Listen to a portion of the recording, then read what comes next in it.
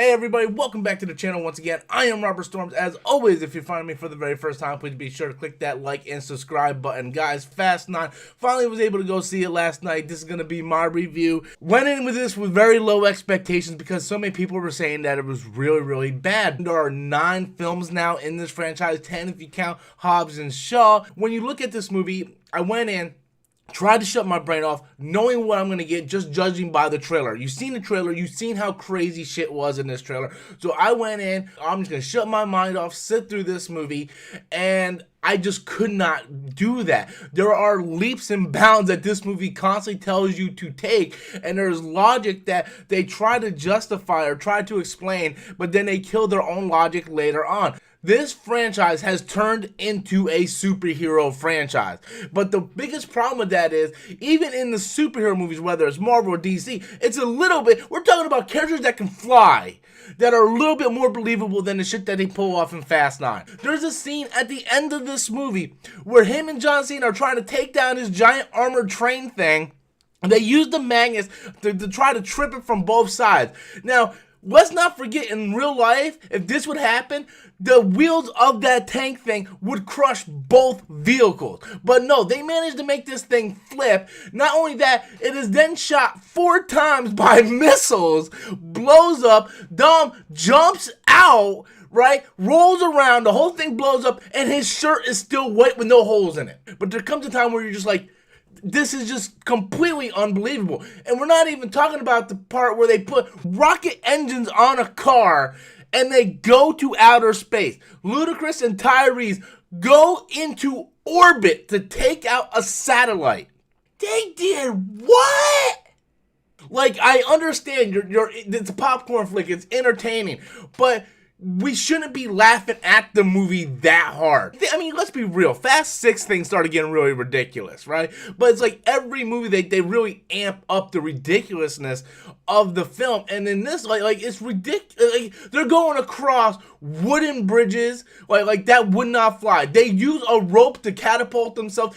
And not only that, these characters are falling off incredible heights and not even getting hurt. Like Letty's flying through the air, and Dom just saves her by rolling his car in front of her, and she lands on the hood. Like, that would break every bone in someone's body. You know, I've seen people get whiplash just in a fender bender, and these guys are, and let's not forget that these are characters that in the first movie were robbing DVD players. Now they're like these super spy people that are like James Bond and have all the, like, when the hell did this shit happen? You know, when did we get to this point of the, like, if you're gonna go see this movie just because you want to see good-looking people driving fast cars, then you're probably gonna get what you want.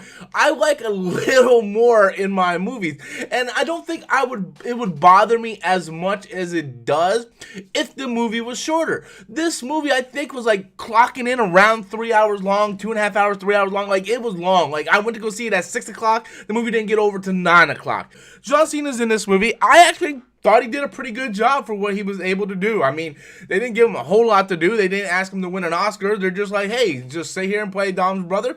I believed him as Dom's brother, even though he's white. You know, sure, they even explained it. They're like, yeah, basically, Dad just fucked anybody. There are all kinds of Torettos going around. We even got, like, the Namekian Torettos going around. Han came back. That was something they spoiled in the trailer. I think they should have just left it in the movie, not spoiled anything. But Han coming back was good. I don't like the explanation on how he came back, but whatever. At this point in time, you take whatever they're gonna give you and just be, okay, whatever, it is what it is. One thing that you really notice in this movie is really missing The Rock now. The movie is missing something. You sit there and you're like, after Fast 7, you're like, okay, you can tell that they're missing Paul Walker, right? You can tell there's something missing. And this one, it feels like there's extra missing. It's like, not only are you missing Paul Walker, but now you're missing Dwayne Johnson. Like, you're missing these characters, and you can feel that there is something missing. It is what it is at this point.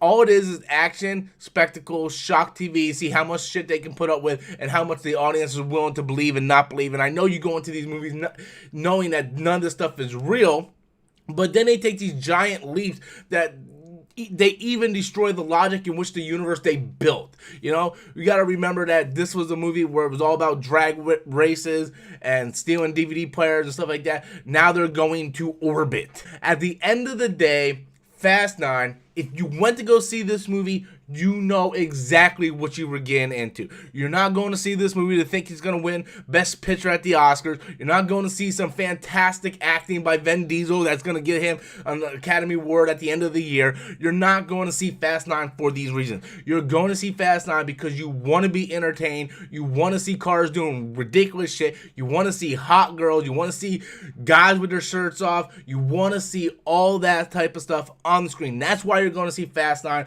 is to be entertained. Was I entertained? I laughed a lot. I will say that I did laugh a lot. It was an enjoyable time. However, it's a horrible movie. So I enjoyed the aspect of which I went to go see the movie because I knew what I was going to see. But at the end, if I'm going to judge it as a film, it's an awful movie, and I don't recommend it unless you're going to theaters to see that type of film. Other than that, there are better things to watch. So guys, that's my review of Fast 9. Be sure to leave your comments in the comment box below. Hit that like button, hit that subscribe button. Until next time, as always, I'm Robert Storms, and that's my opinion.